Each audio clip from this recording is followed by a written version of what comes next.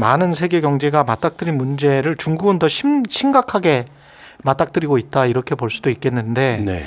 AI 같은 경우는 네.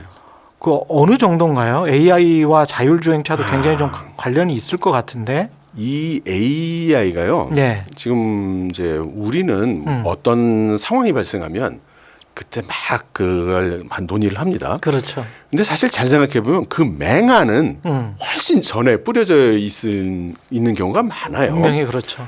근데 일단 중국이 AI를 어떻게 접근해 왔는가를 생각해 보면 중국은 다른 나라에 앞서서 AI에 대한 투자와 적극적인 이 프로모션을 했어요. 그리고 이 AI를 우리가 결과만 보니까 인공지능이 막 돌아가면서 이것도 하고 저것도 해 이렇게 보이겠지만 AI는 기본적으로 가장 중요한 요소가 세 가지 있다고 저는 생각해요. 예. 하나는 AI를 구성하는 어떤 그 설계랄까, 구조랄까 이런 게 하나 있어야 되고요. 예. 그 다음에는 그거를 AI가 지능을 가질 수 있게 학습을 시켜야 됩니다. 그렇겠죠. 예. 예. 그리고 이제 학습된 결과를 가지고 실제로 응용을 하는 이렇게 세 부분으로 이렇게 나눠서 생각할 수가 있는데요. 예.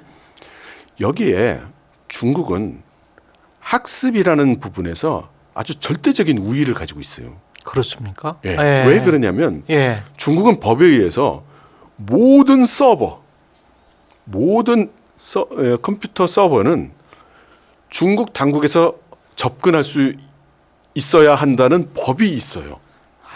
원래 처음부터 인터넷 시대가 시작될 때부터. 예. 그리고 와. 그 모든 데이터는 국가가 원한다면 다 들여다 볼 수 있다.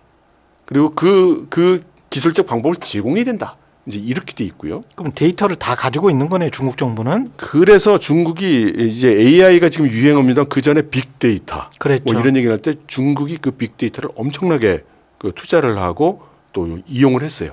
안면 인식이랄지 이런 거는 프라이버시 침해랄지 뭐 이런 것들 다 감수하면서까지 싹 해버렸잖아요. 다 했죠. 예. 근데 안면 인식은 우리가 딱 보면은 그 의도가 뭔지 분명히 알 수 있지만 그렇죠. 사실은 우리 눈에 보이지 않는 곳에 있어서 국가 정책을 정할 때도 전국적인 데이터, 그동안 모여있는 데이터들을 빅데이터 분석을 해서 정책을 세우고 그렇게 했어요. 가령 예를 들어서 어떤 겁니까?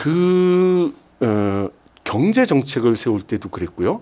산업 정책을 세울 때 어느 쪽 분야에 더 투자를 해야 된다. 어느 쪽 가치 사슬을 더 확대해야 된다. 이런 거 할 때도 빅데이터를 다 가지고 분석을 했어요. 그래서 심지어 중국 정부의 그 싱크탱크의 한 그 원로는 뭐라고 얘기를 했냐면 요즘 젊은 관료들은 너무 빅데이터를 좋아한다. 빅데이터만 그렇게 의지하면 안 돼. 실제로 현장에 가서 보고 느끼고 그런 것들을 하지 않으면 안 된다. 이렇게 경고를 할 정도로 그 빅데이터가 많이 활용이 되고 있었어요. 그렇군요. 예. 이게 뭘 뜻하냐면 중국은 AI를 추진함에 있어서 대량의 데이터, 14억 인구가 만들어내는 대량의 데이터를 모두 활용해서 학습을 할 수 있다는 겁니다. 그들의 소비 패턴이건 뭘 원하고 있는지, 근데 어떤 시간에. 근데 미국을 한번 생각해 보죠. 개인의 프라이버시가 있고. 그렇죠. 그렇죠? 그러니까 빅브라더라고 해가지고 너무 싫어하죠. 그러니까 정부가 접근할 수 있는 게 있고 접근할 수 없는 게 있고 예. 동네마다 틀리고 사람마다 틀리고. 그러니까 데이터는 많이 있지만 활용할 수 있는 데이터셋의 양이 중국만큼 안 되는 거죠. 그럼 중국 같으면 예를 들어 전기자동차가 다니고 전기자동차의 궤적 같은 거를 국가가 다 알고 있단 말입니다. 그렇겠습니다. 예. 그러면 이 차량이 어디서 어디로 가는지, 우리가 지금 그 화물량이 어디서 얼마만큼 다니는지, 트럭이 어디서 출발해서 어디로 다니고 있는지 이 데이터를 다 가지고 있는 거예요. 그렇구나. 그래서 우한이 자율주행차의 세계 최고의 천국이다 그런 이야기를 하는 거군요. 그래서이기도 하고. 둘째는 중국이 예를 들어서 자율주행 같은 경우에는 국가가 엄청나게 후원을 했어요. 근데 이게 사실은요, 이러한 종류의 AI는 사람이 개입되지 않고 사실은 기계들의 AI죠. 그렇죠. 자율주행 같은 거는요. 기계들끼리 데이터를 주고받겠죠. 그렇겠죠. 네. 자동차가 착 지나가면서 앞에 무슨 차가 있나, 뭐 사람이 있나. 그렇지. 여기에 무슨 그 사람의 판단이라든가 뭐 가치관이라든가 이런 게 개입되지 않잖아요. 그렇죠. 그러니까 이런 영역의 가장 좋은 예가 사실은 군사 목적.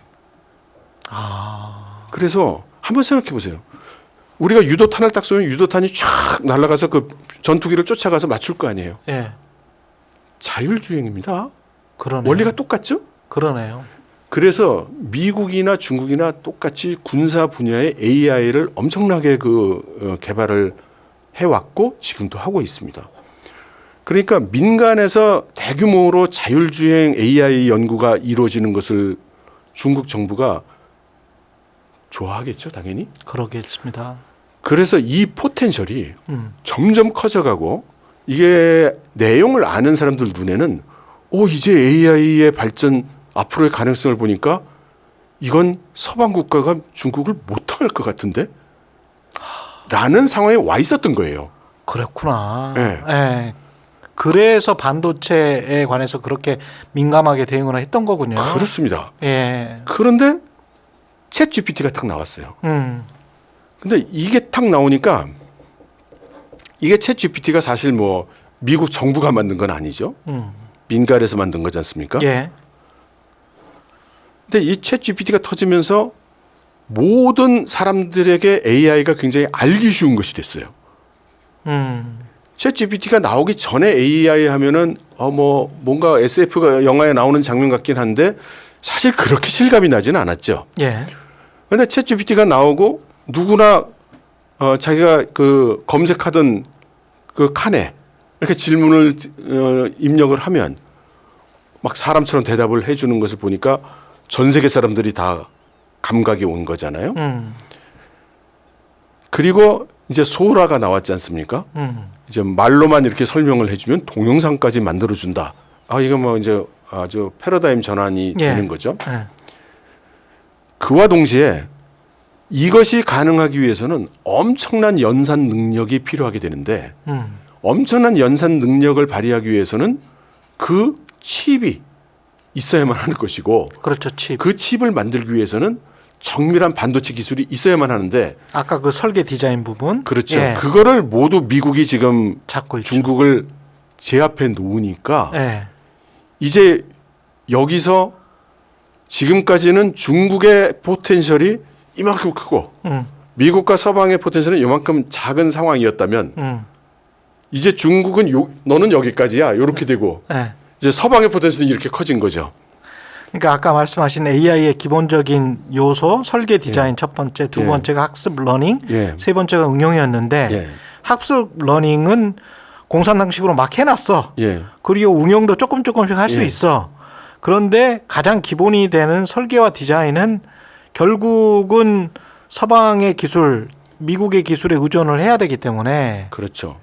또 하나가 아까 그 기계 인간이 개입되지 않는 그런 영역이라고 말씀드렸는데 그 이유는 사람이 개입되는 영역이 되면은 어떤 문제가 있냐면 챗 GPT가 나온 다음에 중국의 그 테크 컴퍼니들 뭐 바이두라든가 뭐 텐센트란가 이런 기업들이 또 거액을 투자해서 자기들도 똑같은 걸 개발을 이제 했어요. 예.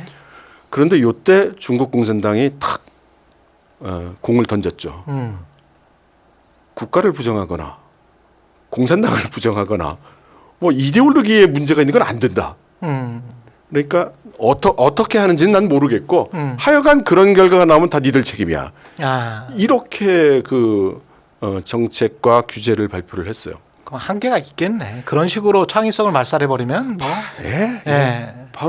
바로 그겁니다. 예. 그래서 우리가 이제 그 앞으로의 AI를 얘기할 때 사람이 개입되는 부분의 AI와 사람이 개입되지 않는 부분의 AI 이렇게 일단 둘로 나눌 수 있고 그다음 AI를 하기 위한 러닝에 대한 주의를 우리가 좀 그 학습에 대한 주의가 조금 덜한데 어떤 식으로 학습을 시키는지가 물론 중국 쪽도 문제가 되지만 우리 서방 세계에서 어떤 식으로 AI를 학습시키고 있으며 어떤 식으로 학습시킬 것인가에 대한 우리가 주의를 좀 해야 될 거라고 생각을 합니다.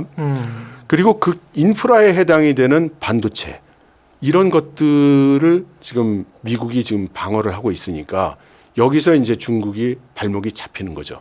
그러면 계속 이런 식으로 미국이 가면 네. 중국은 뭐 가령 한 10년 간다고 쳐요. 예.